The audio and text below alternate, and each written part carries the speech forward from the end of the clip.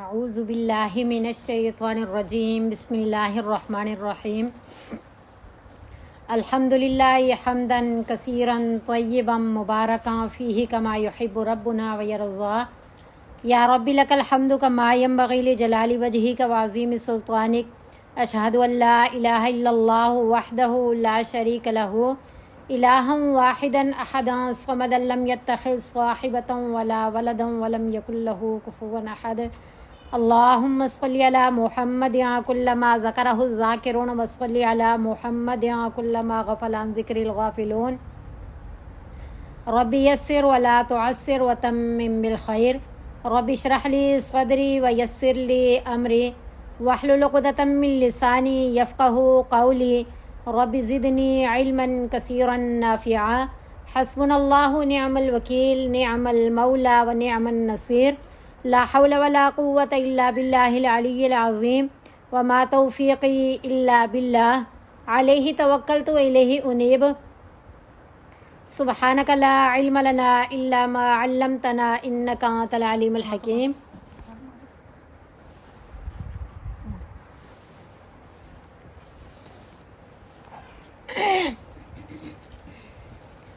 بسم اللہ الرحمن الرحیم.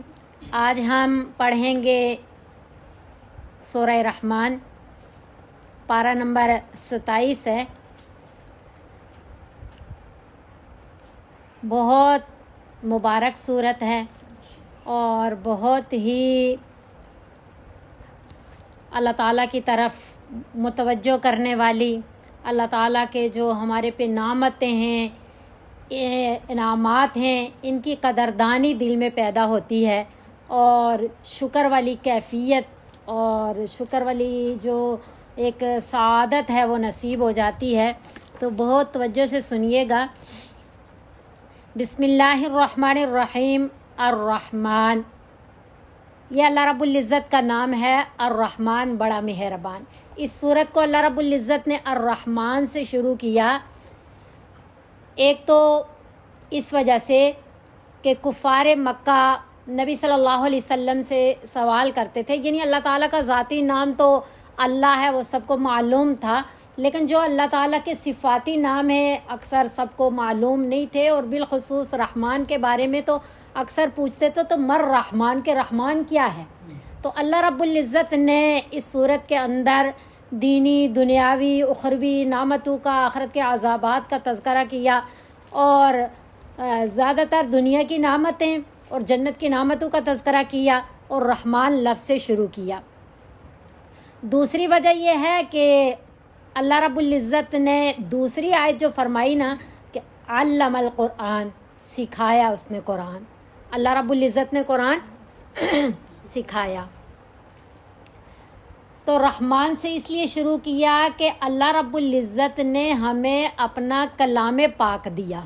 کتاب نہیں دی جیسے پہلے تورات، زبور، انجیل کتابیں اللہ رب العزت نے نازل فرمائی اور انہی کو سونپ دی گئی ذمہ داری کہ آپ نے ان کی حفاظت کرنی ہے، اور انہوں نے تحریف کر ڈالی اور اپنے جو خیالات فاسدہ تھے اسی پہ چلتے رہے اور اپنے عوام کو بھی چلاتے رہے اور آمدنی وصول کرتے رہے. یہ اللہ کا کلام پاک ہے جس کے بارے میں اللہ رب العزت نے فرمایا کہ انا نحن نزلنا الذکر و انا لہ لحافظون، بے شک ہم نے قرآن کو نازل کیا، ہم ہی اس کے محافظ ہیں. تو اللہ رب العزت نے الرحمن سے شروع کیا کہ یہ جو تمہیں میں نے اپنا کلام پاک دیا ہے نا، اور کہ تم عمل کرو تو میں تمہارا محتاج نہیں ہوں، اور نہ میرے ذمے لازم واجب ہے کہ میں اپنا کلام پاک جو میری ایک صفت ہے میں آپ کو دیتا. کیوں دے رہا ہوں؟ کہ میں رحمان ہوں، میں بڑا مہربان ہوں. اب علم القرآن، سکھایا اس نے قرآن کیسے سکھایا؟ کہ حضرت جبرائیل علیہ السلام کے ذریعے لوح محفوظ سے نبی صلی اللہ علیہ وسلم جو سید الانبیاء، محبوب خدا، فخر دو عالم، سرور کائنات، رحمت للعالمین، خاتم النبیین صلی اللہ علیہ وسلم، آخری نبی ہیں، انبیاء کے سردار ہیں، آپ کو اپنا کلام پاک دیا اور آپ کے ذریعے ہمیں ملا. اور یہ بڑی جو ہے وَكَذَلِكَ جَعَلْنَاكُمْ أُمَّةً وَسَطًا، امت وسط ہے.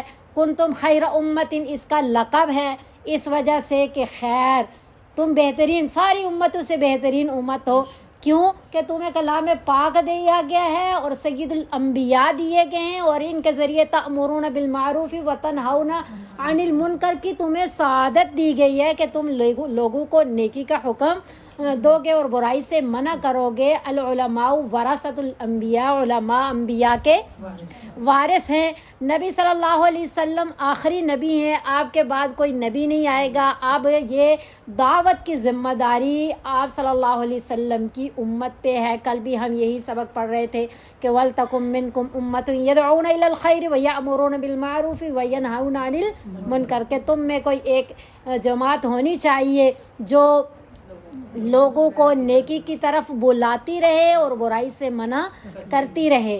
تو یہ علم القرآن، سکھایا قرآن، یعنی قرآن حضرت جبرائیل علیہ السلام کے ذریعے نبی صلی اللہ علیہ وسلم پہ نازل فرمایا اور پھر نبی صلی اللہ علیہ وسلم نے سکھایا اور اس پہ عمل پیرا ہو کر کے دنیا کی بھی کامیابی آخرت کی بھی کامیابی حاصل کریں.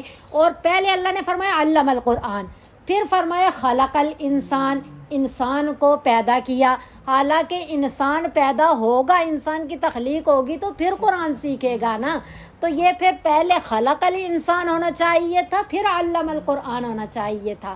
لیکن علم القرآن پہلے فرمایا پھر خلق الانسان، کہ اصل تو قرآن ہے، اصل تو اللہ تعالیٰ کا کلام پاک ہے جو مخلوق نہیں ہے، اللہ تعالیٰ کی صفت ہے. اور انسان کو پیدا کرنے کا مقصد ہی یہ ہے کہ وہ قرآن سیکھے.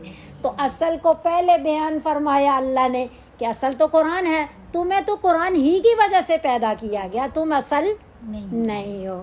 خلق الانسان، پیدا کیا اللہ رب العزت نے انسان کو، انسان کی تخلیق فرمائی. اور پھر اللہ رب العزت نے علم القرآن تو روحانی نعمت ہے، پھر ایک جسمانی نعمت دی کہ خلق الانسان، انسان کو پیدا کیا. پھر اللہ رب العزت نے انسان کو پیدا فرما کر کے اگلی جس نعمت کا تذکرہ فرمایا، قربان جائیں کس ترتیب سے اللہ نے بات سمجھائی کہ علمہ البیان، پھر سکھایا اس کو بیان. انسان کی تخلیق فرما کر کے پھر اس کو بیان سکھایا. اب بیان کا کیا مطلب، کیا انسان کو بولنا سکھایا؟ یہ ہے کہ اللہ رب العزت نے 18,000 کیا معلوم نہیں کتنی مخلوقات پیدا فرمائی اور ان میں انسان کو اشرف المخلوقات، مخدوم کائنات بنا دیا.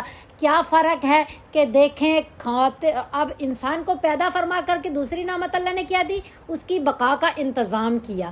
تو بقا کی انتظام میں جتنی بھی مخلوقات اللہ نے پیدا فرمائی ان کی بقا کا انتظام فرمایا. لیکن انسان کو ایک اور چیز کے ساتھ خصوصیت دی، وہ کیا ہے؟ علمہ البیان، اس کو بیان سکھایا، اس کو بولنا سکھایا.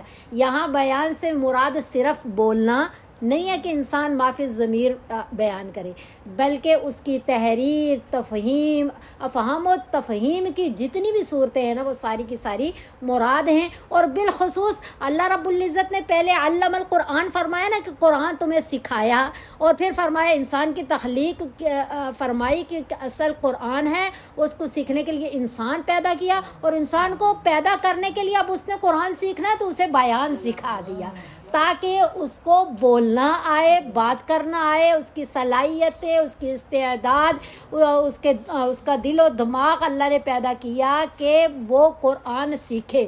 تو اصل کیا ہے؟ بیان.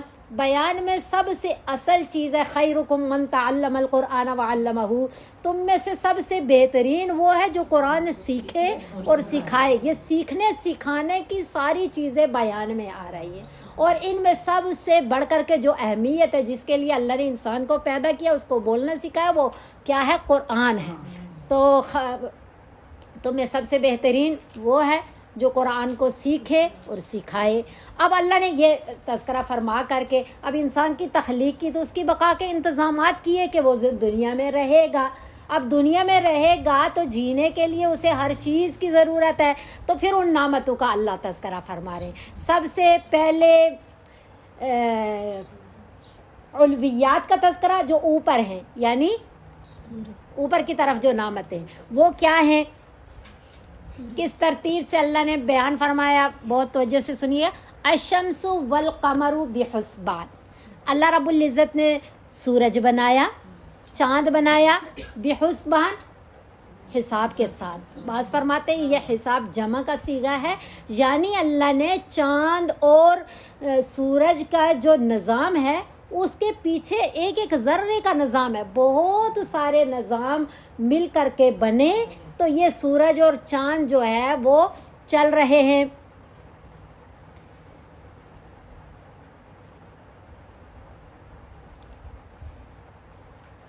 اور دیکھیں یہ صرف سورج اور چاند چلتے نظر نہیں آ رہے، بلکہ ہمارا لیل و نہار دن رات انہی سورج اور چاند کے ساتھ ہے. سورج اور چاند ہیں تو ہمارا دن سے رات اور رات سے دن آ رہا ہے. اسی طرح ماہ و سال ہیں، اسی طرح موسم ہیں. یہ سورج اور چاند کے ساتھ ہی موسم چل رہے ہیں، اسی سورج اور چاند کے ساتھ لیل و نہار چل رہے ہیں، اسی چاند اور سورج کے ساتھ ماہ و سال چل رہے ہیں. اور پھر اللہ کی کیسی تخلیق ہے. ایک ہیں انسانی مصنوعات، ایک ہیں ربانی تخلیقات. اللہ رب العزت کی تخلیقات کو دیکھیں اور انسانی مصنوعات کو دیکھیں کہ اللہ رب العزت نے ہم تو ابھی پیدا ہوئے، یہی 40-45 سال کی زندگی گزاری ہے. حضرت آدم علیہ السلام سے لے کر کے پہلے جب اللہ رب العزت نے اس کائنات کی تخلیق فرمائی، سورج چاند بنائے، اس وقت تک ابھی تک ان کو واپس کوئی وہ جیسے مشین خراب ہو گئی تو اس کے ابھی تھوڑی دیر کے لیے نہیں چلے گی لائٹ، اس لیے کہ وہاں ٹرانسفارمر ٹھیک ہو رہا ہے. یہ ہر مشین کے لیے تھوڑا وقفہ، ابھی آج ایسا نہیں ہو سکتا مشین خراب ہے. وہ جو بنائے گئے ہیں کیا روبوٹ یا پتہ نہیں کیا، وہ کوئی بٹن خراب ہو جائے. تو اللہ تعالیٰ کی تخلیقات دیکھیں، تخلیقات ربانی، کہ میں اکثر کہتی ہوں کہ ہم نقشہ دیکھتے ہیں، دائمی نقشہ، اس پہ کیا لکھا ہوتا ہے؟ دائمی نقشہ اوقات، ہمیشگی کا، بالکل 1 سیکنڈ آگے پیچھے یہ چاند اور سورج نہیں کر رہے، اسی طرح چل رہے ہیں جب سے اللہ نے کائنات تخلیق فرمائی. یہ اللہ تعالیٰ نے ہمیں نعمت دیکھیں. سورج چاند ایک تو اللہ تعالیٰ کی قدرت کے دلائل ہیں، کیسی ذات ہے وہ، ان میں کمی بیشی نہیں آ رہی. تو اللہ تعالیٰ کی ذات تو اللہ تعالیٰ کی ذات ہے نا، جس کی یہ ساری تخلیقات ہیں. اور دوسرا کیا ہے؟ دوسرا ہمارے لیے یہ نعمتیں ہیں کہ اگر یہ نہ ہوتا، جیسا میں نے ابھی بتایا، لیل و نہار، موسم اور ماہ و سال، یہ سب اسی کے ساتھ ہے. پھر اللہ پہلے آسمان کی اس نعمتوں کو، اس کو علویات، سفلیات، اب نیچے کی نعمتوں کو بیان فرما رہے ہیں. کیا؟ والنجم والشجر یسجد. ایسے اکثر نجم کا معنی ستارہ کرتے ہیں، یہاں ستارہ مراد نہیں ہے، بلکہ والنجم، اور بغیر تنے کے، جو جن کو بیل کہتے ہیں، جو بیلیں ہیں وہ بھی، والشجر، اور تنے والے درخت، تنے والے درخت اور بغیر تنے کے جو درخت ہیں، یہ سارے کے سارے یسجدان، سجدہ کرتے ہیں. اب یہاں یسجدان سے کیا مراد ہے؟ ایک ہوتی ہے اختیاری اطاعت اور ایک ہوتی ہے غیر اختیاری اطاعت. ایک ہوتی ہے اختیاری اور ایک ہوتی ہے جبری. یہ جتنی بھی چیزیں ہیں نا، تکوینی طور پہ آپ سمجھتے ہیں نا، مثلا ہم نماز پڑھتے ہیں تشریعی طور پہ کہ ہمیں قرآن نے کہا واقعیم الصلاۃ، نماز پڑھو، نماز قائم کرو، تو یہ تشریعی حکم ہے. اب تکوینی کہ سورج صبح نکلتا ہے شام کو غروب ہوتا ہے، یہ شریعت نے اسے حکم نہیں دیا. اللہ کے کن کے الا لہ الخلق والامر حکم سے گئے تکوینی طور پہ. بس اللہ نے اسی مقصد کے لیے پیدا کیا، چل رہا ہے. جس مقصد کے لیے جس چیز کو پیدا کیا وہ اس مقصد کو پورا کر رہی ہے، وہ ڈیوٹی دے رہی ہے، وہی اس کی اطاعت ہے، وہی اس کی عبادت ہے، وہی اس کا سجدہ ہے. اور ویسے اس کے علاوہ بھی مفسرین حضرات فرماتے ہیں وَإِن مِّن شَيْءٍ إِلَّا يُسَبِّحُ بِحَمْدِهِ وَلَٰكِن لَّا تَفْقَهُونَ تسبیحَهُم. جتنی جس کے اندر اللہ رب العزت نے وہ رکھی ہے، اس حساب سے وہ عبادت کر رہا ہے. آگے وَالسَّمَاءَ رَفَعَهَا، اور آسمان بلند کیا اللہ نے اس کو، وَوَضَعَ الْمِيزَانَ، اور رکھا ترازو کو. دیکھیں ہم جہاں بھی قرآن میں پڑھتے ہیں نا، پہلے آتا ہے آسمان کا تذکرہ، ساتھ ہی اس کے بالمقابل زمین کا تذکرہ آتا ہے. یہاں اللہ رب العزت نے آسمان کے ساتھ ترازو کا تذکرہ کیا اور ترازو کی پوری بات بتا کر کے پھر زمین کا تذکرہ کیا. اب اس میں کیا بات ہے، اب ہم یہ پڑھتے ہیں پھر میں بات بتاتی ہوں آپ کو. اللہ تطغوا فی المیزان، یہ کہ نہ کمی کرو تم میزان میں، تول میں کسی قسم کی کمی نہ کرو، اس لیے اللہ نے ترازو رکھا. وَأَقِیمُوا الْوَزْنَ، اور قائم کرو وزن کو بالقسط، ٹھیک ٹھیک انصاف کے ساتھ تولو، یعنی وَلَا تُخْسِرُوا الْمِيزَانَ، اور نہ کمی کرو میزان میں، عادل میں کسی قسم کی کوئی کمی نہ کرو. اس سے تو ایک آلہ بھی مراد ہے، چاہے وہ جس چیز کے ناپنے تولنے پیمائش کرنے کا جون سا بھی آلہ ہو، وہ سارے کے سارے آلہ بھی مراد ہیں، اور اس کے علاوہ حقوق کو پورے کرنے کے جو قوانین ہیں وہ قوانین بھی مراد ہیں. اور ایک بات یہاں اور ہاں جو میں ابھی بتانا چاہ رہی تھی کہ والارض وضعها للانام، اور زمین رکھا اس کو، بچھایا اس کو، للانام، انام کہتے ہیں زیرو چیزیں، جتنا بھی اللہ رب العزت نے زمین میں چیزیں رکھی ہیں وہ ساری کی ساری. لیکن مفسرین حضرات فرماتے ہیں کہ یہاں للانام سے مراد انسان و جن ہیں، کیونکہ اس پوری صورت میں انہی کو خطاب کیا گیا ہے، اور وہی پوری جتنے بھی زیرو چیزیں جتنی بھی اللہ نے مخلوق بنائی ہے نا، صرف یہی دو چیزیں احکام شریعہ کے مکلف ہیں، انسان اور جن.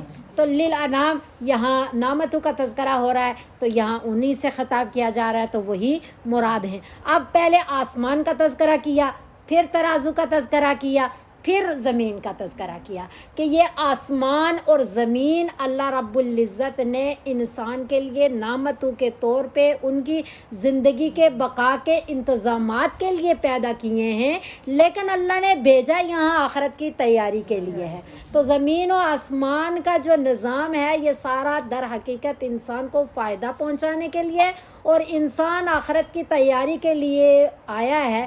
جب تک یہ حقوق کے قوانین، جب تک یہ ناپ تول پیمائش درست نہیں ہوگی تب تک یہ ان نعمتوں کا کوئی فائدہ نہیں ہے، کیونکہ آخرت تیار نہیں ہو رہی. تو اس لیے زمین و آسمان کے درمیان اس کا تذکرہ کیا کہ زمین و آسمان سے مستفید ہونا ہے اصل طریقے سے آخرت کی کمائی کے ذریعے، تو تمہیں پھر یہ والا کام کرنا پڑے گا کہ تمہیں ہر لحاظ سے عدل و انصاف کو قائم رکھنا ہوگا. پھر اللہ رب العزت مزید زمین کے اندر جو نعمتیں اللہ نے دی ہیں اب اس کا تذکرہ فرما رہے ہیں. اللہ نے فرمایا فیہا فاکہہ، اس زمین کے اندر فاکہہ کیا ہیں؟ پھل. صرف اس کو پھل صرف نہیں کہتے، یہ جو فاکہہ جو عربی زبان میں فاکہہ ہوتا ہے نا، وہ کس کو کہتے ہیں؟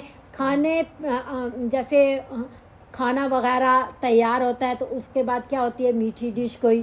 تو یعنی کہ فرحت حاصل کرنے کے لیے جون سا میوہ، جون سی پھل، جون سی چیز استعمال کی جاتی ہے اس کو فاکہہ کہتے ہیں. والنخل، اور کھجور، ذات الاکمام، غلاف والی کھجور، غلاف والی، والحب، دانہ، دانے میں یہ ساری چیزیں آ جاتی ہے، گندم وغیرہ، یہ جتنی بھی دالیں والے سب اس میں آ جاتا ہے. اس کے بارے میں اللہ نے فرمایا ذو العصف، بوسے والی، یعنی اس کے اوپر بھی ایک غلاف ہے، کھجور کے اوپر بھی غلاف ہے. دونوں غلاف میں فرق ہے. اب فرق کیا ہے کہ جو کھجور کا غلاف یا جس چیز کا بھی غلاف ہوتا ہے اور جو دانے کے اوپر بھوسے والا غلاف ہے، یہ سارے کے سارے غلاف کا فائدہ کیا ہے کہ اللہ رب العزت فرماتے ہیں، جس کا مفہوم ہے یعنی یہ جو اللہ نے نعمتیں دی ہیں، مفسرین حضرات فرماتے ہیں کہ یہ غلاف کا کیا فائدہ، اللہ نے کیوں غلاف چڑھایا کہ جو نعمت میں نے اپنے بندوں کے لیے تیار کی ہے بالکل محفوظ ان تک پہنچے، کوئی حشرات الارض، کوئی کیڑا، کوئی چیز بھی حفاظت کے اللہ رب العزت صرف نعمتیں نہیں دے دی، بلکہ اللہ رب العزت نے ان نعمتوں کو انسان تک پہنچنے کے لیے اس کو بڑے محفوظ طریقے سے غلاف کا اور ان چیزوں کا انتظام فرمایا اللہ نے، اس کے پکنے کا، اس کے دیکھیں جب اپنے طور پہ جب بھی کسی قدرتی چیز میں مصنوعی چیز شامل کریں گے نا، وہ اپنی اصلیت کھو بیٹھے گی، اس کا وہ چیز اب ملے گی۔ میں نے پہلے ہم پڑھ رہے تھے تو ہمیں اپنے اساتذہ میں سے ہی ایک نے بتایا تھا کہ مٹکا پانی ٹھنڈا کرتا ہے، آپ مٹکے میں پانی ڈالو گے تو پانی ٹھنڈا رہے گا، لیکن جس دن اس میں برف ڈالنے شروع کر دی کہ وہ والا ٹھنڈا اپنا وہ اصل وہ ٹھنڈک اور وہ جو اس کا ایک ذائقہ اور فائدہ وہ اب باقی نہیں رہے گا۔ اسی طرح اب پھل کس طرح پکتے ہیں، پہلے درختوں پہ پکتے تھے، اب پیٹی کھولے تو ایک پڑیا بیچ میں ہوتی ہے جو اس کو پکا رہی ہوتی ہے، تو اب نہ اس میں وہ لذت ہے نہ اس میں وہ فائدے ہیں۔ تو یہ اللہ رب العزت کے انتظامات ہیں، یہ قدرتی چیز میں مصنوعی طور پہ دخل اندازی کر کے قدرتی فوائد کو کھو دینے والی بات ہے۔ تو اللہ رب العزت فرما رہے ہیں، اب ذات الاکمام بھی فرمایا کہ کھجوریں جو ہیں وہ غلاف والی ہیں، اور ذوالعصف فرمایا کہ بوسے والے دانے۔ تو یہ جو ترکاریاں اور یہ دانے وانے بیج جو ہوتے ہیں نا، ان کا جو غلاف ہوتا ہے بوسے والا، تو مفسرین حضرات فرماتے ہیں کہ اس کا فائدہ صرف انسان کو نہیں ہوتا، اس کے جو غلاف ہوتے ہیں اس کا فائدہ پھر ان کے جانوروں کو ہوتا ہے، ان کے کھانے پینے کے لیے بھی استعمال ہو جاتا ہے۔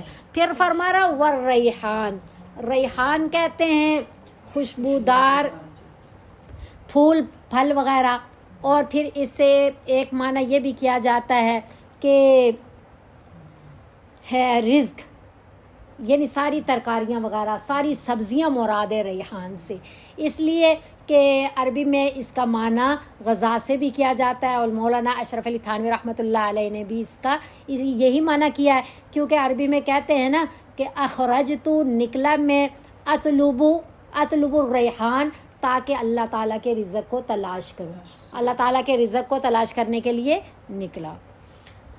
تو پھر یہ نعمت تذکرہ کرنے کے بعد اللہ رب العزت فرما رہے ہیں فَبِأَيِّ آلَاءِ رَبِّكُمَا تُكَذِّبَانِ، پس کون کون سی اللہ رب العزت کی نعمتوں کو جھٹلاؤ گے تم دونوں۔ تو کذبان تثنیہ کا صیغہ ہے نا، یعنی انسانوں جن کو خطاب کیا جا رہا ہے۔ تو یہاں بات سمجھیں کہ اس سے پچھلی صورت جو ہے وہ سورہ قمر ہے، اس میں عذابات کا تذکرہ ہے، اور جگہ جگہ اللہ رب العزت نے ایک آیت کا تکرار فرمایا، فَكَيْفَ كَانَ عَذَابِي وَنُذُرِ، کیسا ہے پھر میرا عذاب اور میرا ڈرانا۔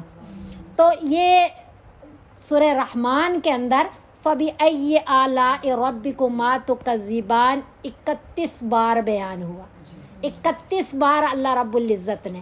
تو یہ ایک تکرار نہیں ہو رہی، یہ فصاحت و بلاغت ہے، یہ کلام میں اور مطلب مضبوطی اور کلام میں ایک ترغیب والا انداز، کہ جیسے بار بار مثلا ماں تذکرہ کرتی ہے کہ یوں بھی ہوا میں نے آپ کے لیے، پھر کہتی ہے کہ بھئی آپ کو سمجھ آئی، آپ کو سمجھ آئی آپ کو، تو یہ بار بار تکرار نہیں ہو رہا ہوتا، یہ اس کو ترغیب دینا اور بات کلام کو مضبوط کرنے والی بات ہوتی ہے۔ تو یہی اللہ رب العزت نے نعمتوں کے تذکرے کے بعد جا بجا فَبِأَيِّ آلَاءِ رَبِّكُمَا تُكَذِّبَانِ کا تذکرہ کیا، اور 31 بار، تاکہ ہم متوجہ ہوں، ہم اللہ رب العزت کی نعمتوں کو پہچانیں۔ اور نعمت کا مل جانا کافی نہیں ہوتا، نعمت پہ شکر کی توفیق کا مل جانا اصل ہے۔ خلق الانسان من صلصال کالفخار، پھر ان نعمتوں کا تذکرہ کر کے اللہ رب العزت نے پھر انسان اور جن، کیونکہ فَبِأَيِّ آلَاءِ رَبِّكُمَا تُكَذِّبَانِ میں ان دونوں کو کہا گیا کہ کون کون سی نعمتوں کو جھٹلاؤ گے تم۔ نعمتوں کو کیوں جھٹلا رہے ہو؟ اپنے اصل کو دیکھو، اپنے اصل کو دیکھو کہ آپ دونوں کی اصل کیا ہے، اس کا تذکرہ اللہ فرما رہے ہیں کہ خلق الانسان، انسان کی تخلیق کیسے ہوئی، انسان کا جو اصل ہے یعنی حضرت آدم علیہ السلام اصل اول، ان کو من صلصال کھنکھناتی مٹی سے پیدا فرمایا، کل فخار جیسا کہ ٹھیکری ہوتی ہے، ٹھیکری یعنی آپ نے دیکھا ہوگا کہ ایک مٹی وہ ہوتی ہے نا جس سے یہ کمہار لوگ مٹی سے برتن تیار کر کے پھر اس کو آگ پہ پکاتے ہیں، تو جس برتن کو مٹی کو آگ پہ پکایا جائے اس کو کھنکھناتی مٹی کہتے ہیں، اور جو پھر برتن تیار ہوتا ہے تو اس کو ٹھیکری سے وہ بتایا گیا۔ تو ایسی مٹی سے حضرت آدم علیہ السلام کی تخلیق ہوئی۔ وَخَلَقَ الْجَانَّ اور پیدا کیا جنوں کو، تو جنوں کا اول اصل کون ہے؟ شیطان۔ تو شیطان کو کس سے پیدا کیا گیا؟ سارے جنوں کے لیے کہا گیا سارے انسانوں کو، تو سارے انسانوں اور جنوں کی بات نہیں ہو رہی، اس کے اصل اول کی بات ہو رہی ہے، حضرت آدم علیہ السلام اور شیطان کی۔ حضرت آدم علیہ السلام کو کھنکھناتی مٹی سے پیدا کیا گیا اور شیطان کو من مارج من نار۔ مارج کسے کہتے ہیں؟ ایسی آگ کو کہ جس کے اندر بالکل بھی دھواں نہ ہو، آگ کی لپٹ سے پیدا کیا، سخت ترین قسم کی آگ سے۔ فَبِأَيِّ آلَاءِ رَبِّكُمَا تُكَذِّبَانِ پس تم اپنے رب کی کون کون سی نعمتوں کو جھٹلاؤ گے۔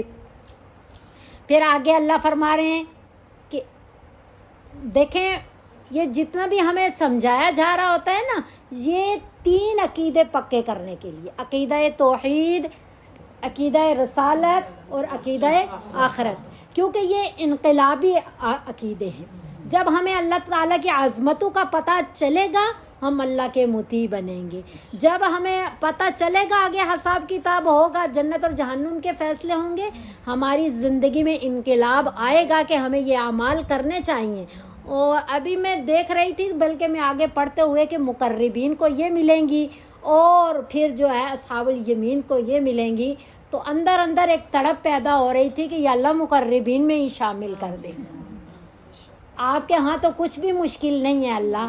تو جنت کا داخلہ وہی حضرت عمر فاروق رضی اللہ تعالیٰ عنہ کی بات کہ جب اللہ تعالیٰ کی رحمت کو دیکھیں تو وہ فرماتے تھے کہ مجھے لگتا ہے جنت میں داخل ہونے والا سب سے پہلا میں ہوں گا، اور جب اللہ تعالیٰ کے اپنے گناہوں کو دیکھیں تو پھر دل میں خوف پیدا ہوگا کہ معلوم نہیں جنت میں بھی جائیں گے یا نہیں۔ تو اللہ رحم و کرم والا معاملہ فرما دیں۔ رب المشرقین و رب المغربین، اللہ رب العزت رب ہیں دونوں مشرقوں کے اور دونوں مغربوں کے۔ اب دونوں مشرق سے کیا مراد ہے؟ اصل اللہ افق کا تذکرہ فرما رہے ہیں، کیونکہ افق کا مطلب یہ ہے کہ سورج طلوع ہوتا ہے پھر غروب بھی ہوتا ہے، تو ہر چیز کیا ہے؟ فانی ہے، فانی ہے۔ یہ تو غروب ہو کر کے یہ دعوت دے رہا ہوتا ہے کہ ایک دن ہر انسان کی زندگی کا سورج بھی غروب ہو رہا ہے۔ تو یہ رب المشرقین و رب المغربین اس لیے فرمایا کہ 2 مشرق ہیں 2 مغرب ہیں۔ 2 مشرق کیسے؟ جیسے دن رات چھوٹے بڑے ہو رہے ہوتے ہیں، اسی حساب سے یہ چھوٹے بڑے کیسے ہوتے ہیں؟ یہ سورج بالکل ایک جگہ سے نہیں طلوع ہو رہا ہوتا اور ایک جگہ سے غروب ہوتا ہو، یہ افق بھی بہت بڑا ہے۔ جو دن چھوٹے بڑے ہو رہے ہوتے ہیں، سورج ایک دن یہاں سے نکلا تو آہستہ آہستہ کھسکتا ہے، آگے آگے آگے ہوتا ہے وہاں تک پہنچتا ہے، یعنی یہ بہت بڑا ہے افق، طلوع ہونے کی جگہ بھی اور غروب ہونے کی جگہ بھی۔ اور یہ سارے کا سارا مشرق کہلاتا ہے، وہ سارے کا سارا کیا کہلاتا ہے؟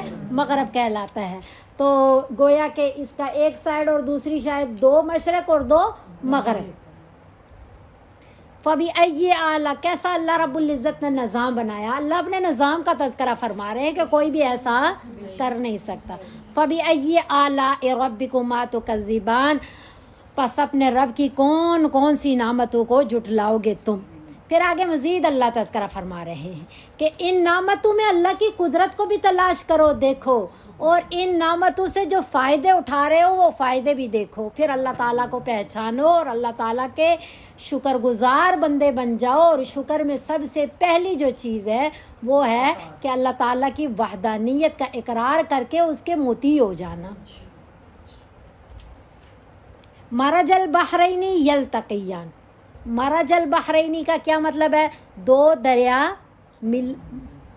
بہائے جو یلتقیان آپس میں ملنے والے ہیں، یعنی ظاہری طور پر صورتاً مل کر کے بہتے ہیں، لیکن اللہ خود ہی فرما رہے ہیں کہ بینہما، یہ ظاہری طور پہ مل کر کے بہتے ہوئے آپ کو دو دریا نظر آ رہے ہیں۔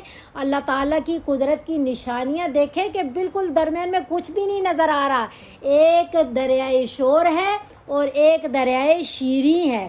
شور کون سا ہوتا ہے؟ جو کھاری ہوتا ہے، نمکین ہوتا ہے، نمکین، اور جو دریائے شیریں وہ میٹھا پانی والا ہوتا ہے، اور درمیان میں ظاہری طور پہ کچھ بھی نہیں نظر، ادھر والا پئیں تو میٹھا، ادھر والا پئیں تو نمکین، درمیان میں نظر کچھ نہیں ہو رہا کہ کون سی ایسی چیز ہے جو ان کو ملنے نہیں دے رہی، اور الگ الگ بہے جا رہے ہیں۔ اللہ فرما رہے ہیں بینہما برزخ لا یبغیان، ایک ان دونوں کے درمیان ایک آڑ ہے جو اللہ تعالیٰ کی قدرت کی ایک نشانی ہے جو کسی کو دیکھنے میں نظر نہیں آتی، لا یبغیان، جس کی وجہ سے وہ ایک دوسرے پہ چڑھتے نہیں ہیں، آپس میں ملتے نہیں ہیں۔ فَبِأَيِّ آلَاءِ رَبِّكُمَا تُكَذِّبَانِ، پس اپنے رب کی کون کون سی نعمت کو جھٹلاؤ گے تم دونوں۔ یخرج منہما اللؤلؤ والمرجان، پھر اس دریا کی یہ تو قدرت کی ایک نشانی بھی دکھائی، اور پھر فائدہ کہ میٹھا پانی بھی پیتے ہو، نمکین سے بھی آپ کو پتہ چلتا ہے کہ اللہ کی قدرت کیسی ہے، اور پھر نمکین کا یہ نہیں فائدہ ہی نہیں ہے، پھر اللہ فرماتے ہیں ان دونوں، اللہ نے تو فرمایا یخرج منہما، نکلتے ہیں ان دونوں سے موتی اور مونگے، جوہرات نکلتے ہیں، اللہ نے فرمایا منہما، ان دونوں سے، لیکن یہ ہے کہ جو دریائے شیریں ہے میٹھا پانی اس میں سے نہیں نکلتے، دریائے شور سے نکلتے ہیں۔ تو یہ کیا بات ہوئی کہ اللہ تو فرما رہے دونوں سے نکلتے ہیں اور ادھر کہہ رہے ہیں کہ ایک سے نکلتے ہیں، تو وہ یہ ہے کہ دریائے شیریں میں بھی یہ ہوتے ہیں اور دریائے شور میں بھی ہوتے ہیں، لیکن دریائے شیریں جو ہے وہ بہنے والا ہے، اور جب بہہ کر کے جا کے گرتے ہیں تو تب جو ہے اس کے سارے جواہرات اس میں گرتے ہیں اور نکالے دریائے شور سے جاتے ہیں، تو اس لیے کہا جاتا ہے دریائے شور کے ہیں، حالانکہ شیریں اور شور دونوں کے ہیں۔ فَبِأَيِّ آلَاءِ رَبِّكُمَا تُكَذِّبَانِ، پس اپنے رب کی کون کون سی نعمت کو جھٹلاؤ گے تم دونوں۔ وَلَهُ الْجَوَارِ الْمُنشَآتُ، اسی کے لیے وہ جہاز ہیں منشآت، بلند و بالا، فی البحری، دریا میں، کل اعلام، جیسا کہ پہاڑ ہوتے ہیں، کہ اللہ رب العزت نے دیکھیں کتنے بڑے جہاز ہوتے ہیں اور پانی کے اوپر کس طرح ٹھہرے ہوتے ہیں، کتنا جیسے کہ پہاڑ رکھے ہوئے ہیں ایسے محسوس ہو رہے ہوتے ہیں، لیکن نیچے کچھ بھی نہیں ہوتا اور پانی کے اوپر ٹھہرے ہوتے، چل رہے ہوتے۔ یہ اللہ تعالیٰ کی قدرت کی کتنی بڑی نشانیاں ہیں، ایک بندہ پانی کے اوپر چلا جائے تو نیچے کیا ہو جاتا ہے؟ ڈوب جاتا ہے۔ اور اللہ تعالیٰ کا ایک بنایا ہوا نظام ہے۔ اللہ قرآن میں ایک جگہ فرماتے ہیں کہ اگر یشاء یسکن الریح فیظللن رواکد علی ظہری، کہ اگر اللہ ہوائیں روک لینا تو ادھر ہی ٹھہرے رہو، تو پتہ چلا کہ یہ جو کشتیاں اور یہ جہاز جو چلتے ہیں نا، یہ اللہ تعالیٰ کے ایک قدرت کا ایک نظام ہے کہ ہوائیں اس حساب سے چل رہی ہوتی ہیں، تو یہ دریا کے اوپر آرام سے گھوم رہے ہوتے ہیں۔ فَبِأَيِّ آلَاءِ رَبِّكُمَا تُكَذِّبَانِ، پس اپنے رب کی کون کون سی نعمتوں کو جھٹلاؤ گے تم دونوں۔ پھر یہاں تک اللہ رب العزت نے نعمتوں کو تذکرہ فرمایا کہ یہ تو ساری دنیاوی نعمتیں ہیں، یہ تو دنیا میں آپ کو انسان کی تخلیق ہوئی، بقا کے انتظامات کے لیے اللہ نے یہ ساری چیزیں نعمتیں آپ کو دی ہیں کہ انہی نعمتوں سے فائدہ بھی اٹھاؤ، انہی نعمتوں کے اندر سے اللہ تعالیٰ کو تلاش کرو اور انہی نعمتوں کو دیکھ کر کے آخرت کی فکر میں لگ جاؤ اور اسی دنیا میں رہ کر کے آخرت کی تیاری کرو، ورنہ کیا ہے کل من علیہا فان، یہ کہ سارا کا سارا جو اتنا آپ کو دیا گیا ہے، سب کائنات کی نعمتیں، لوگ ان کو دیکھ کر کے ہمیشگی کی زندگی کے سامان کرنا شروع ہو جاتے ہیں اور دل میں یہ سوچتے ہیں کوئی کس کی پرستش کر رہا ہے، کوئی کس کی پرستش کر رہا ہے کہ یہی ہے سب کچھ، یہی ہے۔ ادھر ہی جنتیں بھی تیار کی گئیں کہ ہم اپنی جنت تیار کرتے ہیں، یہاں اپنی جو الیس لی ملک مصر وہذی الانہار، کیا یہ میرا ملک مصر دیکھا ہے اور اس کے نیچے جیسے جنت میں نہریں بہنے کا کہا جا رہا ہے، اس کے نیچے نہریں بہہ رہی ہیں، انا ربکم الاعلی، میں تم میں سب سے بڑا رب ہوں۔ اور جب غرق ہوا حضرت موسیٰ علیہ السلام اپنے لشکر کے ساتھ 12 راستے بنے اور پار ہو گئے، اور اس میں بنے ہوئے راستے فرعون نے دیکھے، اپنی فوج کو جو ہے بیچ میں ان کا پیچھا کرنے کے لیے، اور غرق ہو گیا، اور اللہ رب العزت نے اس کی لاش کو باہر پھینک دیا۔ کیوں؟ الآن وقد عصیت من قبل وکنت من المفسدین، یعنی اب وقت ختم ہو گیا تو اب مان رہے ہو، اب تو آپ نے آگے مشاہدہ ہو گیا، مشاہدے کے وقت قبولیت نہیں ہے۔ اب جب فرشتے دیکھ لیے تو اب آمنت برب موسیٰ و ہارون، کہ میں موسیٰ اور ہارون کے رب پہ ایمان لایا۔ اللہ کیا کہہ رہے؟ الآن، اتنا میں نے پوری کائنات پیدا کی، اتنا دعوت دی، کائنات کی ہر چیز اللہ تعالیٰ کی قدرت کے شہکار ہیں، ہر چیز بتا رہی ہے کہ رب موجود ہے، ہر چیز بتا رہی ہے کہ فنا ہو جانا ہے، ہر چیز بتا رہی ہے کہ آگے جانا ہے، اس وقت نہیں مانا تو الآن اب، وقد عصیت من قبل، پہلے تو بڑا نافرمان تھا، وکنت من المفسدین، اور بڑا فسادی تھا، فالیوم ننجیک ببدنک لتکون لمن خلفک آیہ، ہم تجھے آج تیرے جسم کے ساتھ نجات دیں گے تو تاکہ تو بعد والے آنے والے لوگوں کے لیے عبرت کا نشان بن جائے کہ اللہ وحدہ لا شریک ہے۔ یہاں ایک ملک مصر تیار کر کے انا ربکم الاعلی کا دعویٰ، من اشد منا قوہ، بڑے قد دے دیے اللہ رب العزت نے قوم سمود کے، قوم عاد کو، تو کیا من اشد قوہ، ہمارے سے بھی زیادہ کوئی سخت ہے؟ تو اللہ رب العزت پھر سزا بھی ایسے دیتے ہیں کانہم اعجاز نخل خاویہ، ایسے پڑے ہوئے ہیں جیسے کھجوروں کے بڑے بڑے درخت، نعوذ باللہ۔ تو اللہ فرما رہے ہیں یہ نعمتیں تو اس لیے دی ہیں آپ کو کہ آپ نے دنیا میں رہنا ہے، جینا ہے، اس کی بقا کے انتظامات ہیں، لیکن جینے کا مقصد کیا ہے؟ افحسبتم انما خلقناکم عبثا وانکم الینا لا ترجعون، کیا تم خیال کر بیٹھے ہو کہ تمہیں اللہ نے عبث پیدا کیا یا ایوی نعمتیں دی ہیں کہ گھومو آگے پیچھے؟ انہم لا افحسبتم انما خلقناکم عبثا وانکم الینا لا ترجعون، کہ تم واپس اللہ تعالیٰ کی طرف لوٹ کر کے نہیں جاؤ گے؟ کیا ہر نعمت تمہارے لیے اور تم کس لیے؟ یہ نہیں سمجھا؟ تو اللہ فرما رہے کل من علیہا فان، ہر چیز جو اس پر ہے، کس پر؟ زمین پر ہے، فنا ہونے والی ہے۔ تو زمین پہ ہر چیز جو فنا ہونے والی ہے، اس کا یہ مطلب نہیں ہے کہ آسمان والے فنا نہیں ہوں گے۔ کل شیء ہالک الا وجہہ، ہر چیز ہلاک ہونے والی ہے سوائے رب کریم کی ذات کے۔ تو یہاں علیہ زمین کا تذکرہ اس لیے کہ ابھی بات کس سے ہو رہی ہے؟ انسان و جن سے۔ وَيَبْقَى وَجْهُ رَبِّكَ ذُو الْجَلَالِ وَالْإِكْرَامِ، اور باقی رہ جائے گی ذات آپ کے رب کی جو ذو الجلال والإکرام ہے۔ ایک تو اللہ وحدہ لا شریک کی ہی ذات باقی رہے گی، اور ربی کا آپ کے رب کی ذات، یہ آپ سے مراد نبی صلی اللہ علیہ وسلم ہے۔ اللہ رب العزت نے دیکھیں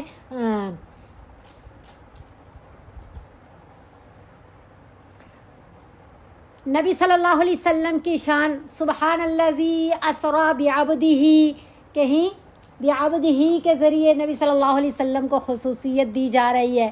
کہیں کس یا ایھا المزمل، یا ایھا المدثر، اور یہاں کتنی اللہ رب العزت نے نبی صلی اللہ علیہ وسلم کی شان بڑھا دی کہ آپ کا رب. جیسے بچے کو کہیں نا آپ کی ماما، تو وہ خوش ہو جاتا ہے کہ صرف میری ماما. تو یہ نسبت قائم کر دینا نا، یہ بہت بڑی طاقت کا مل جانا ہے. یہ نسبت قائم کر دی اللہ نے کہ آپ کا رب، آپ کے رب کی جو ذات ہے نا اے نبی صلی اللہ علیہ وسلم، بس وہ باقی رہ جائے گی. جو کون ہے؟ ذوالجلال والاکرام. دو صفات ہیں. اب یہاں سمجھیے گا، ذوالجلال کہتے ہیں بہت ہی عظمت والا. اب دنیا میں کیا نظام ہے؟ جو جتنا بڑا ہوتا ہے وہ اتنا متکبر ہوتا ہے، جو جتنا بڑا ہوتا ہے وہ اتنا. اب نبی صلی اللہ علیہ وسلم جب امراء کو دعوت دیتے امیر لوگوں کو، تو وہ کیا کہتے تھے؟ جب ہم آپ کی محفل میں آئیں تو غریب نہیں ہونے چاہیے. اللہ رب العزت نے کتنی سختی سے نبی صلی اللہ علیہ وسلم کو منع فرمایا. سورہ کہف کے اندر ہم پڑھتے ہیں نا کہ کبھی دل میں بھی یہ بات نہ لانا، جن کے دل اللہ سے جڑے ہوئے ہیں ان کے ساتھ خود کو جوڑ لے. تو اللہ بہت بڑے ہیں. دو صفتیں کیوں بڑھائی؟ جتنے بڑے ہیں اتنے ہی اکرام ہیں. جتنے اللہ بڑے ہیں، عظمتوں والے ہیں، اتنا. ایک تو معنی یہ ہوگا کہ اللہ بہت عظمتوں والے اور ساری عظمتیں اللہ کے لیے، اور اکرام ساری عزتیں بھی اللہ کے لیے. دنیا میں جس کی بھی عزت ہو رہی ہے نا، پیچھے کیا ہے؟ اللہ تعالیٰ کی عزت ہے. جتنے بھی کوئی بڑا ہے، اصل بڑا رب الارباب اللہ ہے، صاحب اقتدار. تبھی تو اللہ کہیں گے الا لہ وہ کیا لمن الملک اليوم، آج بتاؤ کس کی بادشاہت ہے؟ للہ الواحد القہار. تو یہ عظمتوں والا پھر اتنا ہی محسن ہے، اتنا ہی احسان کرنے والا ہے، اتنا ہی اکرام کرنے والا ہے. کتنا سارا ہم اگلی آیت میں پڑھتے ہیں کہ اللہ کی یہ شان ہے، اور اللہ کیسا ہے کہ سب سے بڑا ہے اور پھر اتنا ہی نوازنے والا ہے. فَبِأَيِّ آلَاءِ رَبِّكُمَا تُكَذِّبَانِ، پس اپنے رب کی کون کون سی نعمتوں کو جھٹلاؤ گے تم، کہ کتنا اکرام کرنے والا ہے. کہ يَسْأَلُهُ مَنْ فِي السَّمَاوَاتِ وَالْأَرْضِ، سوال کر رہی ہے. یہ جو مضارع ہوتا ہے نا، يَسْأَلُ مضارع، فعل مضارع، وہ کس میں؟ اس میں کیا پایا جاتا ہے؟ استمرار پایا جاتا ہے، کہ وہ لگاتار جاری رہتا ہے. یہ نہیں جیسے ہم نے ابھی پڑھا تھا نا، کنتم خیر امۃ اخرجت للناس تأمرون بالمعروف وتنہون، کہ تم نیکی کا حکم دیتی رہو گی ہمیشہ قیامت تک، نبی کوئی بھی نہیں آئے گا. اور یہ نہیں کہ نماز کا وقت ہے تو نماز کی دعوت ایویں بھی دی جاتی ہے کہ نماز پڑھنا. تو سوال یعنی مانگتے ہیں اس سے جو کچھ بھی ہے آسمانوں میں اور زمین میں. زمین اور آسمان کی ساری مخلوقات لگاتار ہر وقت ہر دم اپنی چاہ کے مطابق اللہ سے مانگ رہے ہیں، اور وہ نواز رہا ہے. زمین والے کیا مانگ رہے ہیں؟ زمین والے جو ہے یعنی انسان، ہم کیا مانگتے ہیں؟ دیکھیں، ہم دنیا بھی مانگتے ہیں، دین بھی مانگتے ہیں، اولاد بھی مانگتے ہیں، کھانا پینا پہننا اوڑھنا سب کچھ مانگے جا رہے ہیں. اور آسمان والے گو کہ وہ کھاتے پیتے پہنتے نہیں ہیں، لیکن رحمت کی انہیں بھی ضرورت ہے، اور اللہ تعالیٰ کی رضا کی اور بہت ساری چیزوں کی انہیں بھی ضرورت ہے. وہ کتنا ڈرتے ہیں فرشتے. یہ ہم قرآن شریف کی آیات کی تفسیر میں پڑھیں کہ وہ کس طرح کپ کپا رہے ہوتے ہیں جب اوپر سے کوئی حکم آ رہا ہوتا ہے کہ کہیں ہم، جو جتنا قریب ہوتا ہے وہ اتنا ہی ڈر رہا ہوتا ہے. اچھا فرمایا کل یوم ہوا فی شأن. یہ یوم ہے نا لفظ، اس کا ترجمہ کرتے ہیں ہر دن وہ ایک خاص شان میں ہوتے ہیں. اللہ ہر دن نہیں، یہاں عرفی دن مراد نہیں ہے کہ ہر دن اللہ یعنی ایک دن اور کیفیت میں دوسرے دن اور کیفیت میں، ایسا نہیں ہے. ہر دن سے مراد یہاں ہر وقت ہے، ہر وقت ہے، یعنی ہر وقت اللہ ایک خاص شان میں ہوتے ہیں. خاص شان سے مراد کیا ہے؟ دنیا میں ایسا ہوتا ہے ایک بندہ ایک ٹائم میں ایک کام کر رہا ہے تو دوسرا نہیں کر سکتا، ایک کی سن رہا ہے تو دوسرے کی نہیں سن رہا. اللہ ایک ہی وقت میں، اللہ کی ایک خاص شان ہے کہ ایک ہی وقت میں ساروں کو سنا بھی جا رہا ہے، ساروں کو عطا بھی کیا جا رہا ہے. یعنی ہر وقت ایک خاص شان میں ہوتے ہیں. یعنی کسی کو بیمار کر رہے، کوئی بیمار ہے تو اس کو ٹھیک کر رہے، کوئی کسی کو تعز من تشاء تذل من تشاء، کسی کو ایک ہی وقت میں عزت دی جا رہی ہوتی ہے، دوسرے کو ذلیل کیا جا رہا ہے، ایک کو نوازا جا رہا ہے، ایک کو ہٹایا جا رہا ہے، ایک کو کرسی پہ بٹھایا جا رہا ہے، دوسرے کو ہٹایا جا رہا ہے. یعنی یہ جتنے بھی انتظامات ہیں نا، پیچھے کون چلا رہا ہے؟ اللہ تعالیٰ کی ذات چلا رہی ہے. تو کل یوم ہوا فی شأن. اللہ تعالیٰ کو ایک کام کی مشغولیت دوسرے کام کی مشغولیت سے، دنیا میں ایک ٹائم ایک بندہ مشغول ہو تو دوسرے چیز میں مشغول نہیں ہو سکتا. اللہ رب العزت ان باتوں سے بری ہیں. فَبِأَيِّ آلَاءِ رَبِّكُمَا تُكَذِّبَانِ، پس کون کون سی اللہ رب العزت کی نعمتوں کو جھٹلاؤ گے تم دونوں. پھر آگے فرمایا سَنَفْرُغُ لَكُمْ، ان قریب فارغ ہوں گے ہم، لکم تمہارے لیے، ایھا الثقلان، اے دو بوجھل چیزوں. ان قریب فارغ ہونے کا تو کیا مطلب ہے؟ اب دنیا میں ہم کسی کو کہتے ہیں نا، اب بچہ ہی تنگ کرے تو کہتے ہیں ہمیں ایک دفعہ فارغ ہونے دو، کہتے ہیں ہمیں فارغ ہونے دو، کہ میں پوری طرح صحیح طرح تمہارے طرف متوجہ ہو کر کے نا میں تمہارا معاملہ کروں گی، تمہیں سمجھاؤں گی. تو فارغ ہونا کس لیے کہا جاتا ہے؟ کہ اس کام کے لیے میں خالص متوجہ ہوں، دائیں بائیں، کیونکہ میں اور کچھ بھی کر رہی ہوئی تو ساتھ یہ بھی کروں گی تو یہ اچھی طرح نہیں ہوگا. تو پھر اہم کام کرنا ہو تو اس کے لیے بولا جاتا ہے کہ میں فارغ ہو لوں، پوری توجہ دینے کے لیے. اب یہاں فارغ ہونے کا یہ مطلب نہیں ہے کہ اللہ فارغ ہوں گے، نعوذ باللہ، اللہ ان باتوں سے بری ہیں. اللہ دنیا میں دو باتیں ہوتی ہیں نا، ایک کام سے مشغولیت کے بعد دوسرا کام، یا ایک کام کی مشغولیت کے بعد میں فراغت. اللہ ایک کام کے بعد دوسرے کام میں مشغول نہیں ہوتے، اور اللہ کام کر کے کبھی بھی فارغ نہیں ہوتے.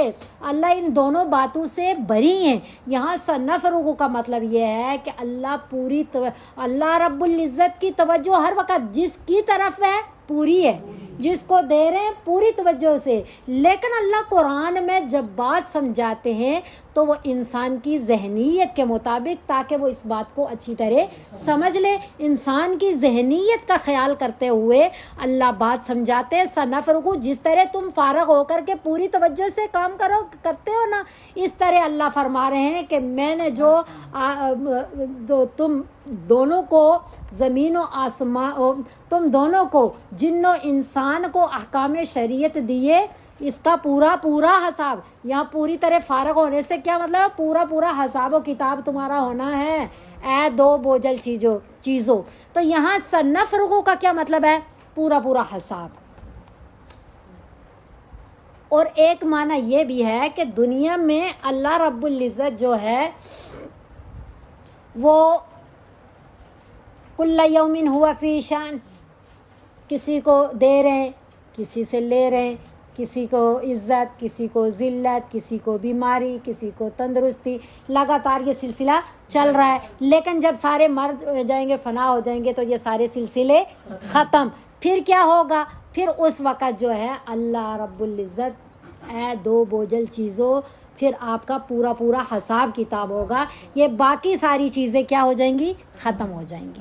فَبِأَيِّ آلَاءِ رَبِّكُمَا تُكَذِّبَانِ، پس کون سی اللہ رب العزت کی نعمتوں کو جھٹلاؤ گے تم دونوں.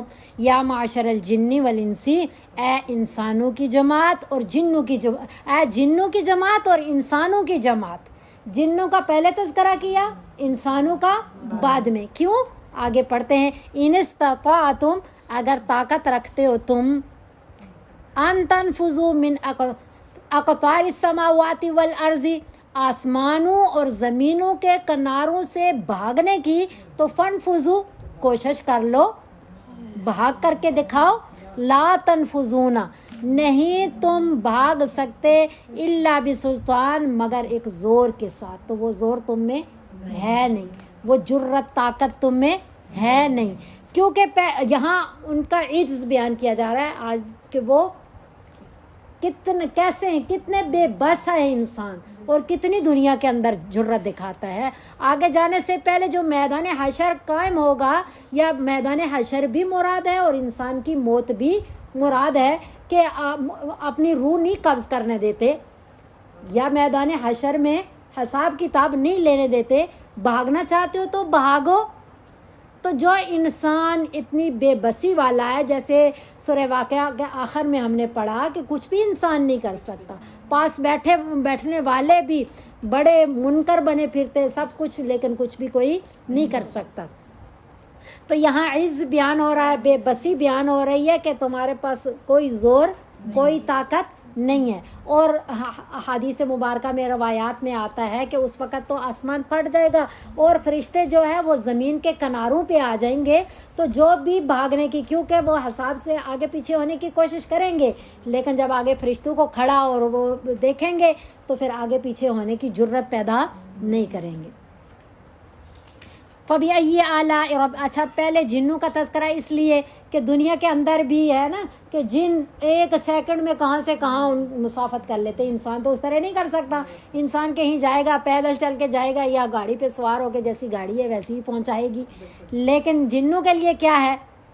ایک دفعہ ادھر سے ہمارا بھی وہ بچی ایک جگہ سے دوسری جگہ تھوڑی سی مسافت میں پہنچ گئی تھی، تو کیا تھا کہ بھئی جنوں کا کوئی معاملہ ہے، کچھ تو بالکل ہی منکر ہیں جنوں کے کہ ہوتا ہی نہیں ہے، اور کچھ بہت ہی مبالغہ کرتے ہیں کہ بس سب طاقت تو جنوں کے پاس ہی ہے، تو ایسا کچھ بھی نہیں ہے۔ بہرحال تو جن اللہ رب العزت نے ان کو طاقت دی ہے کہ تھوڑی وقت میں زیادہ مسافت طے کر لیتے ہیں، تو وہ بھی نہیں کر سکیں گے، کچھ بھی نہیں کر سکیں گے۔ فَبِأَيِّ آلَاءِ رَبِّكُمَا تُكَذِّبَانِ، پس اپنے رب کی کون کون سی نعمتوں کو جھٹلاؤ گے تم۔ آگے فرمایا یہاں تک تو وہ میدان حشر تے بات تھی نا، آگے سزاؤں کی بات ہے کہ یُرْسَلُ عَلَيْكُمَا شُوَاظٌ مِّن نَّارٍ، چھوڑا جائے گا، بھیجا جائے گا، علیکما تم دونوں پر، شواظ من نار، ایک شعلہ آگ کا۔ شواظ ایسے شعلے کو کہتے ہیں جس میں بالکل ہی دھواں نہ ہو، وہ نحاس، اور ایسے دھوئیں کو کہتے ہیں جس میں بالکل بھی آگ نہ ہو۔ یہ دو الگ الگ عذاب ہیں۔ شواظ کا عذاب الگ ہے، آگ کی لپٹوں والا۔ اللہم اجرنی من النار، والعیاذ باللہ، اللہم لا تجعلنا منہم۔ اور دھوئیں کا عذاب ایک الگ عذاب ہے۔ فلا تنتصران، پس نہیں مدد ہوگی تم دونوں کی، یعنی کوئی بھی ایسا نہیں ہوگا جو تمہاری مدد کرے، تمہاری مدد ہوگی ہی نہیں۔ فَبِأَيِّ آلَاءِ رَبِّكُمَا تُكَذِّبَانِ، پس اپنے رب کی کون کون سی نعمتوں کو جھٹلاؤ گے تم۔ فَإِذَا انشَقَّتِ السَّمَاءُ، پس جب پھٹ جائے گا آسمان۔ والسماء رفعها میں اللہ نے آسمان کا تذکرہ کیا کہ دیکھو آسمان کو دیکھ کے بھی کتنا، وَيَتَفَكَّرُونَ فِي خَلْقِ السَّمَاوَاتِ وَالْأَرْضِ، انسان غور و فکر کر کے کتنی بڑی نعمت ہے اللہ تعالیٰ کی پہچان، اور یہ اتنا بڑا آسمان جو ہے قیامت والے دن کیا ہو جائے گا؟ پھٹ جائے گا۔ اور کیسے ہو جائے گا؟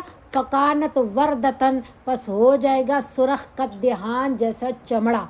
چمڑا جیسے سرخ ہوتا ہے نا، یہاں سرخی کا تذکرہ مفسرین حضرات فرماتے ہیں کہ اس لیے بھی کہ جب انسان غصے کی حالت میں ہوتا ہے چہرہ اس کا سرخ ہو جاتا ہے، یہ بھی عذاب اور سختی کی دلیل ہے کہ آسمان پھٹ کر کے سرخ ہو جائے گا۔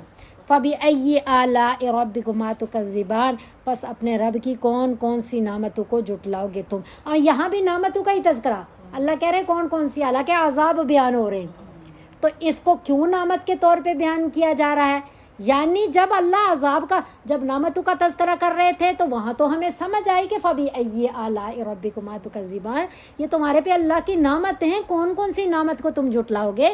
لیکن یہاں تو آیات عذاب والی ہیں، جہنم کے عذاب کا تذکرہ ہو رہا ہے، اور ادھر آسمان کے پھٹنے کی، ادھر جہنم کے شعلے والی آگ کی عذاب کا تذکرہ، ادھر دھوئیں کا تذکرہ، پھر مدد بھی کوئی نہیں کرے گا۔ پھر اللہ فرما رہے ہیں فَبِأَيِّ آلَاءِ رَبِّكُمَا تُكَذِّبَانِ، تو مفسرین حضرات فرماتے ہیں کہ یہ جو بھی ابھی اللہ قرآن کے ذریعے بتا رہے ہیں نا، یہ بہت بڑی نعمت ہے، پتہ ہی نہ ہوتا تو کیا کرتے۔ یہ آخرت سے بچ جانے کی صورتیں پیدا کریں. یہ بہت بڑی نعمت ہے، کیونکہ اللہ قرآن میں فرماتے ہیں ظہر الفساد فی البر والبحر بما کسبت ایدی الناس لیذیقہم بعض الذی عملوا لعلہم یرجعون. کہ خشکی اور تری میں جو عذابات آتے ہیں نا، حادثے، زلزلے، سیلاب میں اور بہت کچھ ہو رہا ہوتا ہے نا، تباہیاں، یہ انسان کے اپنے ہاتھوں کی کمائی ہے. یہ اللہ کیوں دے رہے ہیں؟ اللہ ظالم نہیں ہے. لعلہم یرجعون، تاکہ تم لوٹ آؤ، پہچان دو کہ ہم نے دنیا میں غلط کیا، دیکھو سزا مل گئی. ہم آخرت کے لیے ایسا کچھ نہ بو بیٹھے، آخرت کے لیے نہ ایسا بوئیں، آخرت کے لیے اچھا بوئیں، کیونکہ دنیا تو ہلکی سی ہے، سزائیں بھی ہلکی ہیں. آخرت کی سزائیں بھی تو سزائیں ہیں. یہ ہلکا سا اللہ نقشہ دے رہا ہے، دون العذاب الاکبری. پھر اس کے علاوہ بڑے بڑے عذابات تو آخرت میں ہیں. تو یہ ہمیں اللہ جو بتا رہے ہیں نا، یہ اللہ کی بڑی رحیمی ہے، اللہ کی بڑی کریمی ہے، اللہ کی بہت نوازش ہے. اللہ رب العزت بہت بندوں پہ مہربان ہے. تو اللہ نے ہمیں بتا دیا کہ ایسا ایسا ہوگا. مت کوئی جرم ایسا کر کے آنا کہ جو اللہ تعالیٰ کی ناراضگی والا ہو. غلطی ہو جائے تو 100 بار معافیاں مانگے، بار بار معافیاں مانگے، ہر وقت معافیاں مانگیں، اور ہر وقت اپنی عاجزی و انکساری کا اظہار کریں، اور دل کے اندر 24 گھنٹے 12 ماہ اللہ تعالیٰ کا استحضار رکھیں. اللہ شانوں والے، اللہ وَمَا اللَّهُ يُرِيدُ ظُلْمًا لِلْعِبَادِ. اللہ کیا کریں گے ظلم کر کے اپنے بندوں پہ؟ اللہ ارادہ ہی نہیں، چاہتے ہی نہیں اللہ ظلم کرنا. للعالمین کہیں فرمایا پورے جہاں پہ اللہ ظلم نہیں کرنا چاہتے. پھر اللہ وما یفعل اللہ بعذابکم ان شکرتم وآمنتم. اللہ کیا کرے گا تمہیں عذاب دے کر کے اگر تم شکر ادا کرو، اگر تم مومن بن جاؤ جیسا مومن ہونا چاہیے.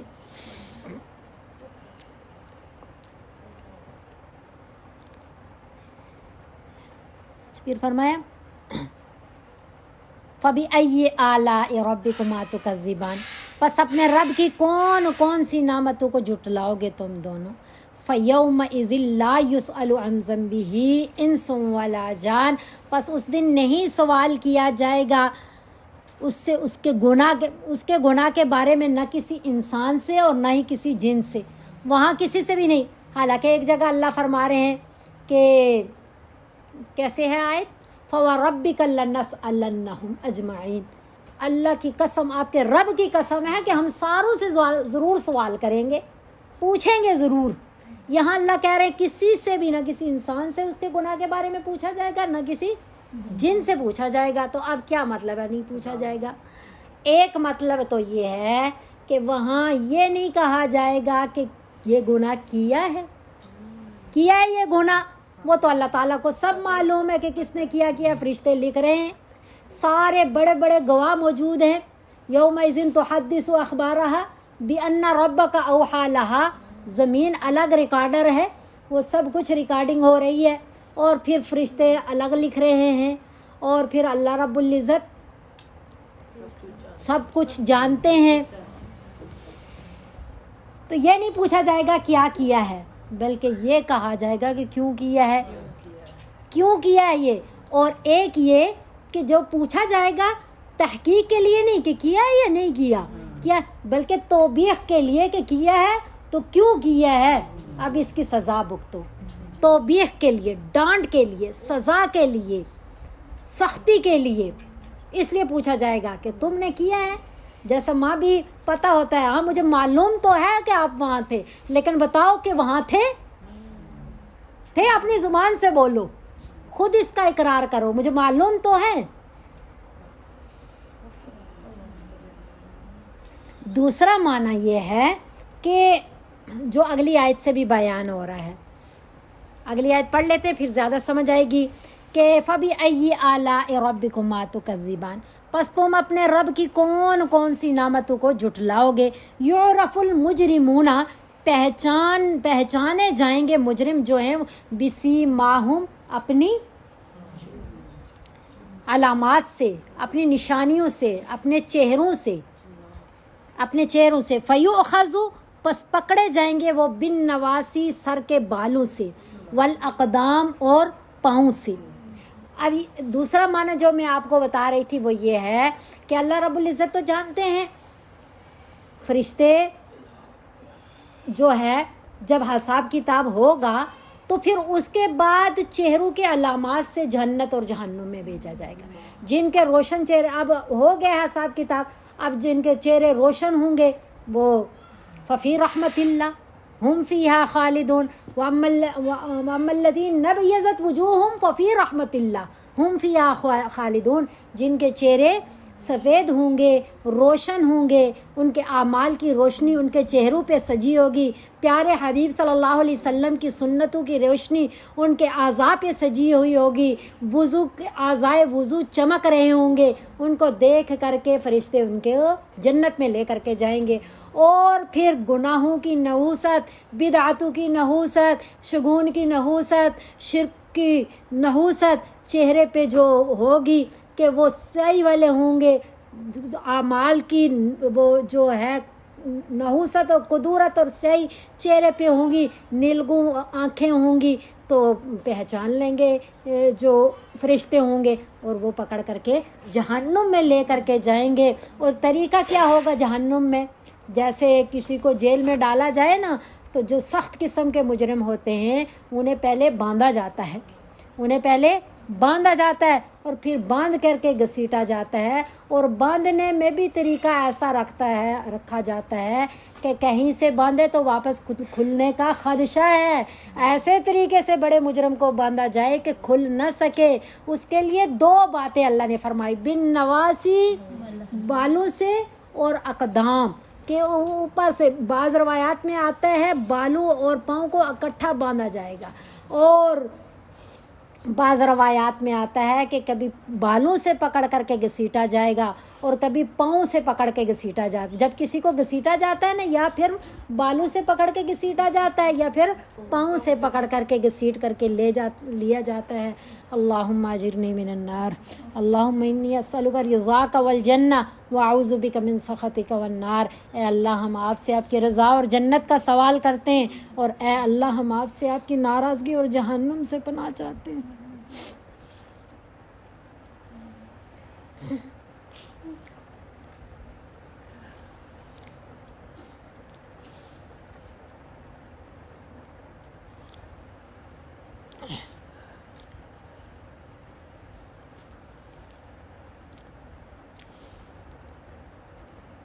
فَبِأَيِّ آلَاءِ رَبِّكُمَا تُكَذِّبَانِ. پس اپنے رب کی کون سی نعمتوں کو جھٹلاؤ گے تم دونوں. ہذہ جہنم التی، دیکھ لو یہ ہے جہنم. یکذب بہا المجرمون، جھٹلاتے تھے اس کو مجرم لوگ، گناہ گار لوگ اس کو جھٹلاتے تھے کہ یہ تو باتیں ہیں. یطوفون بینہا وبین حمیم آن، یطوفون جیسے طواف کریں گے، پھریں گے، یعنی جہنم کے اندر، بینہا وبین حمیم آن، اس کے درمیان اور کھولتے ہوئے پانی کے درمیان. فَبِأَيِّ آلَاءِ رَبِّكُمَا تُكَذِّبَانِ، پس اپنے رب کی کون سی نعمتوں کو جھٹلاؤ گے. اللہ کی یہ شان ہے. جہاں جہنم کا تذکرہ فرماتے ہیں جب بندہ بہت غمگین ہو جاتا ہے، پھر جنت کا تذکرہ فرماتے ہیں کہ نہیں اعمال کر کے آؤ گے، جنت میں بھی بڑی نعمتیں ہیں. تو اس سے آگے سورت کے ختم تک جنت کی نعمتوں کا تذکرہ ہو رہا ہے، وہ انشاءاللہ اگلی کلاس میں پڑھیں گے. اللہ رب العزت ہمیں ایک بات کو سن کر کے اس پہ ہمیشہ کے لیے استقامت کے ساتھ، اخلاص کے ساتھ عمل کرنے کی توفیق عطا فرمائے، دوسروں کو دعوت دینے کی توفیق عطا فرمائے. اللہ ہمیں اپنی رضا والی زندگی، قبولیت والی زندگی نصیب فرما دے. اللہم انی اسألک رضاک والجنہ واعوذ بک من سخطک والنار. اللہم وفقنی لما تحب وترضى من القول والعمل والفعل والنیت انک علی کل شیء قدیر. اے اللہ ہمیں انہی اعمال کی، انہی نیتوں کی، انہی راستوں کی، ہر اس بات کی توفیق دے دیجئے جس سے آپ راضی ہوتے ہیں، جس چیز سے آپ محبت کرتے ہیں. وآخر دعوانا ان الحمد للہ رب العالمین.